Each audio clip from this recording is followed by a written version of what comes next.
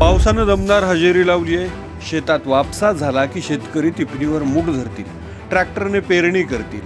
त्यासाठी बाजारपेठेत मोठी उलाढाल सुरू आहे. मात्र जी बाजारपेठ शेतकऱ्यांच्या जीवावर चालते तिथंच शेतकऱ्यांना नाळलं जातं. जणूही व्यापाऱ्यांसाठी सुगीच आहे. बाजारात अनेक कंपन्यांची खतं बियाणं आहेत. त्यातील काही ब्रँड झालेत तर काही कंपन्या नवक्या आहेत. त्यामुळे साहजिकच पूर्वानुभव लक्षात घेता शेतकऱ्यांकडून ठराविक बियाणांची जास्त मागणी होती. मागणी पुरवठ्याच्या गणितात व्यापाऱ्यांना नफा कमी होतो.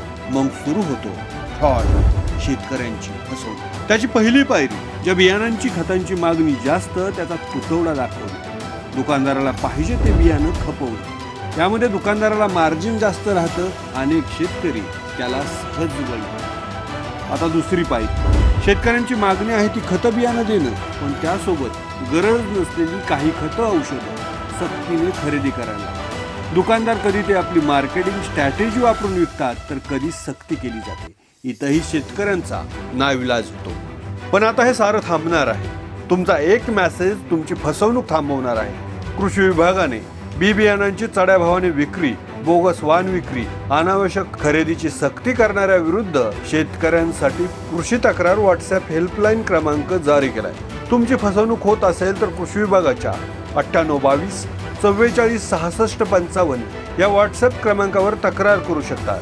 तक्रार करणाराचं नाव पूर्णपणे गोपनीय ठेवलं जाणार. राज्यात कुठेही कृषी विक्रेते शेतकऱ्यांना विशिष्ट कंपनीचे बियाणं खतं घेण्याची सक्ती करीत असतील किंवा बी बियाणं आणि खतांची, कीटकनाशकांची चढ्या भावानं विक्री करत असतील, अनावश्यक वस्तू खरेदी करण्याची सक्ती करत असतील, बोगस वाहन विक्री करत असतील किंवा शेतकऱ्यांना अन्य काही तक्रारी असतील तर अशा तक्रारी विरोधात दुकानदाराचं नाव, ठिकाण, तालुका, जिल्हा यासह उपलब्ध असलेल्या पुराव्याच्या आधारावर या व्हॉट्सअप क्रमांकावर तक्रार करता येणार आहे. त्या प्रत्येक तक्रारीची तातडीनं दखल घेऊन त्याची शहानिशा करून कारवाई केली जाईल. तसंच शेतकऱ्यांचं नाव पूर्णपणे गोपनीय ठेवलं जाईल अशी माहितीच कृषी मंत्री धनंजय मुंडेंनी दिली. मागील वर्षी देखील कृषी मंत्री धनंजय मुंडेंनी हा उपक्रम हाती घेतला होता. त्याद्वारे हजारो तक्रारींची सोडवणूक करण्यात मदत मिळाली होती. त्यामुळे याही वर्षी हा उपक्रम राबवण्याचा निर्णय मुंडे आणि कृषी विभागाने घेतला. यंत्रणा कामाला लागली, पण यामध्ये महत्त्वाची असते ती वेळ.